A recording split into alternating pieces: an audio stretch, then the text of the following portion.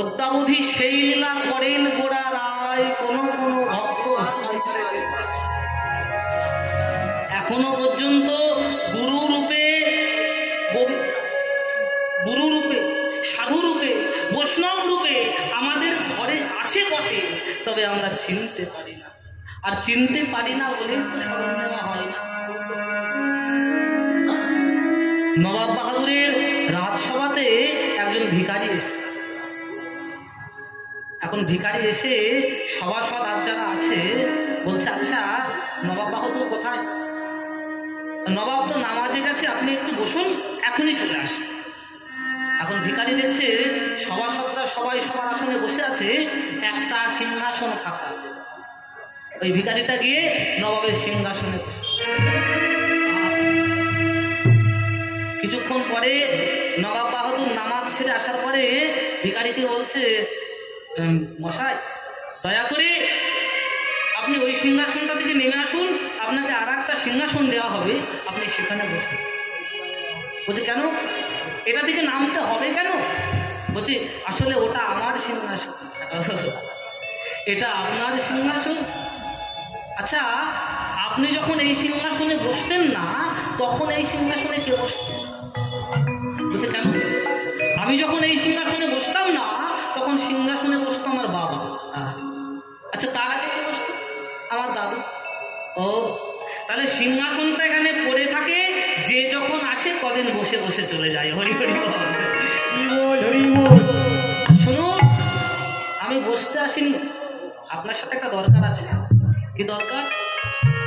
এই যে আমার এই কাঠের বাক্সটা আপনি আপনার কাছে রাখুন। যদি কোনোদিন আমি কাউকে পাঠাই বা তলব করি, ওই কাঠের বাক্সটা সেদিন পাঠিয়ে দিই। এখন এই বলে ভিখারি চলে গেছে।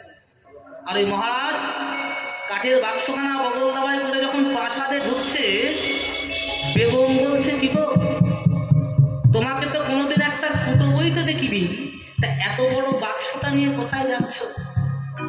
আর বলো না, একটা ভিখারি এই বাক্সটা আমাকে দিয়ে গেল, বয়স্ক মানুষ, তার কথা আমি রাখতে ফেলতে পারলাম না। বলেছে যদি কোনোদিন তলব করে সেদিন যেন বাক্সটা আমি পাঠিয়ে। বেগম বলছে তোমার মাথা কি গেছে?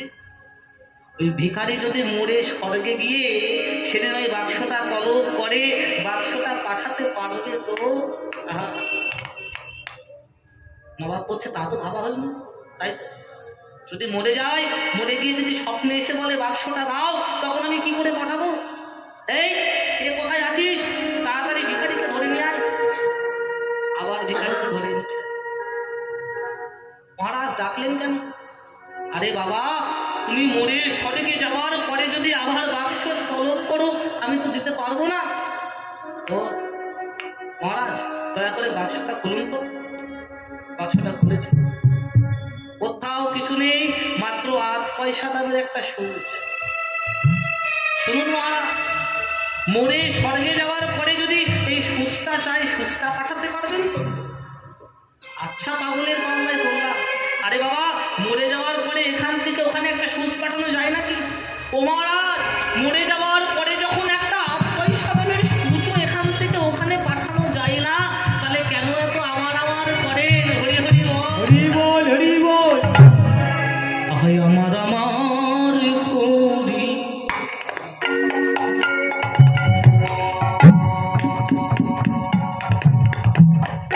মরো দিবারাতি জমতুতে দেখে রঙ্গ আমার আমার করি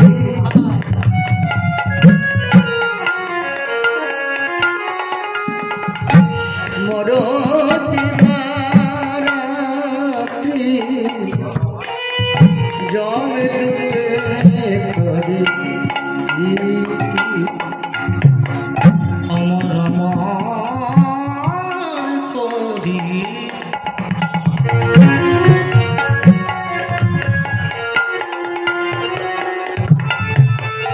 মর দিবারাতি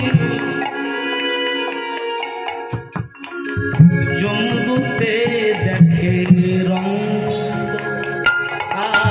আরে আমার আমার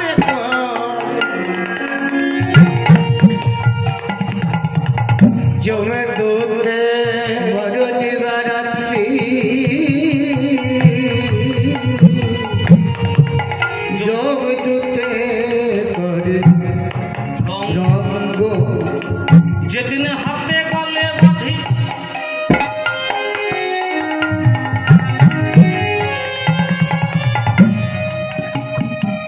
তোমায় নিয়ে যাবে তুলে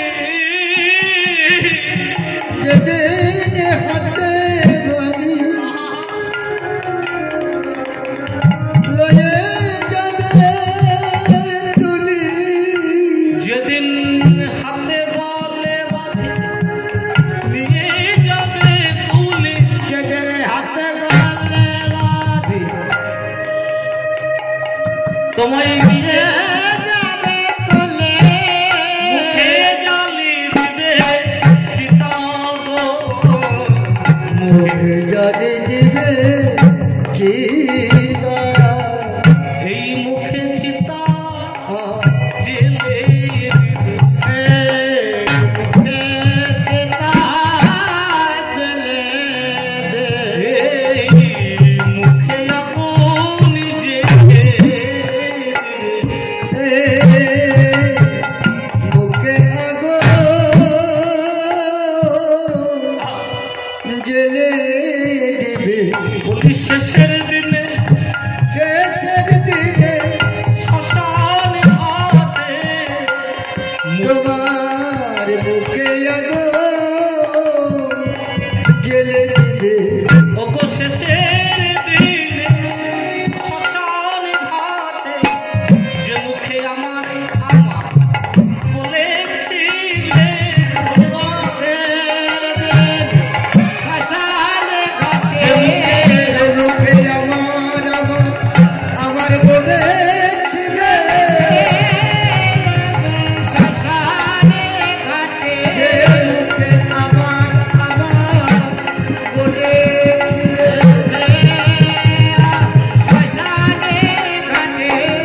আমার আমার বলেছিলে আমার বলেছিলে ওগো শেষের দিনে শ্মশান ঘাটে আমার বলেছিলে সেদিন মুখে আগো জেলে দিবে আচ্ছা তাহলে নৌকাটা কিসের না নৌকাটা কাঠেরও নয় লোহারও নয় কেন যদি এটা জলের সমুদ্র হতো তাহলে পার করার জন্য লোহার বা কাঠের নৌকা হতো সংসার সমুদ্রের জলটা হচ্ছে আসক্তির জল তাই এখানে কাঠ বা লোহার স্টিমারে পার হওয়া যাবে না এখানে যে নৌকাটায় পার হওয়া যাবে সেটার নাম হচ্ছে হরিনাম আহা হরিনামের নৌকা খাবি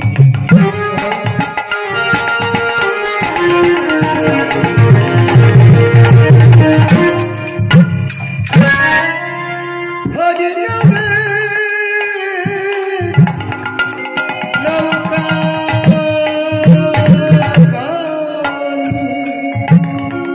তাতে সিগুরু কান্তারি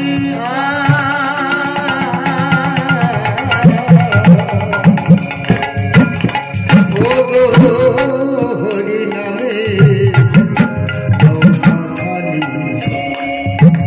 সৃষ্টি গুরু ও কান্ডারে এবার সংকীর্তন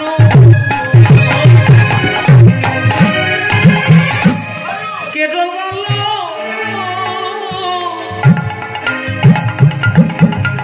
আহাদুবাহু পশা এবার সংকীর্তন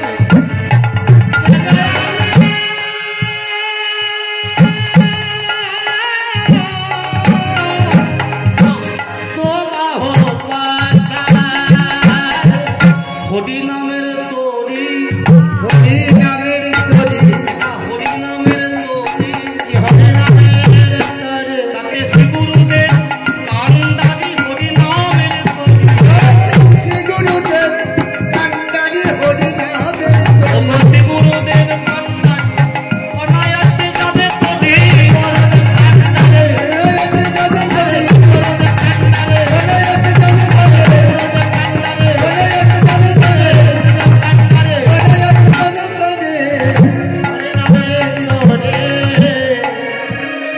তাহলে নৌকাটা হচ্ছে হরি নামে আর নৌকায় যে ড্রাইভার অর্থাৎ যে কান্ডারি সে আমাদের গুরুদেব।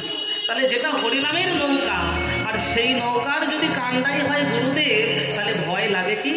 তাই ওই নৌকায় উঠে অনাগত কলিহত জীব তারা কি বলে? হরি বল বলে গো, হরি বল বলে গো হরি বলে বলে গো, হরি বল বলে গো হেমদণ্ড বাহু তুলে হরি বলে বলে গো, হের দণ্ড বাহু তুলে হরি বল বলে গো হেমদণ্ড বাহু তুলে হরি হরি হরি বলে বাহু তুলে হরি হরি হরি বলে বাহু তুলে হরি হরি হরি বলে বাহু তুলে হরি হরি হরি বলে বাহু তুলে হরি হরি হরি বলে হরি বল বলে গো তাহলে হরিনামের নৌকাখানি শ্রীগুরু কান্ডারি সংকীর্তন কেরোয়াল দুবাহু পাশারি। আচ্ছা ধরুন নৌকায় যদি একটা পাল টাঙানো থাকে তাহলে কি হবে? নৌকায় যদি একটা পাল টাঙানো থাকে আর ওই পালে যদি অনুকূল বাতাস লাগে তাহলে নৌকাটা আরো তাড়াতাড়ি চলে যাবে।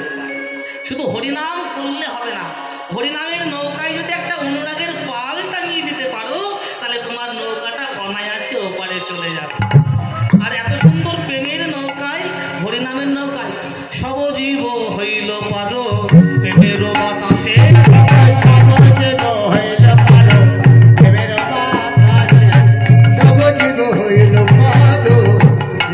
বাতাসে সবজীব হইল পারো প্রেমের বাতাসে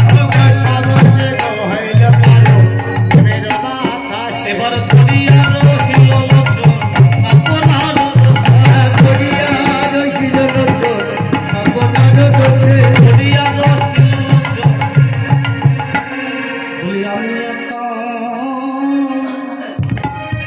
রইলাম বাকি বলে গো আমি একা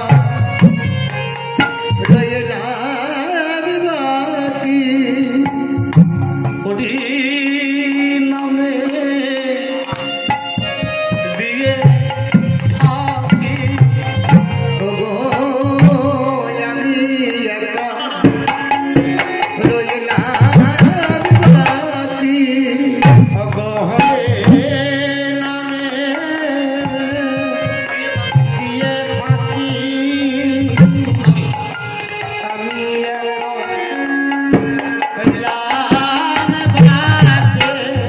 মধুর হরি নামে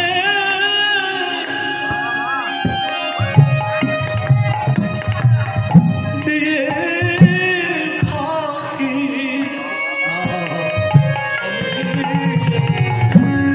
রইলাম বাকি। মধুর হরি নামে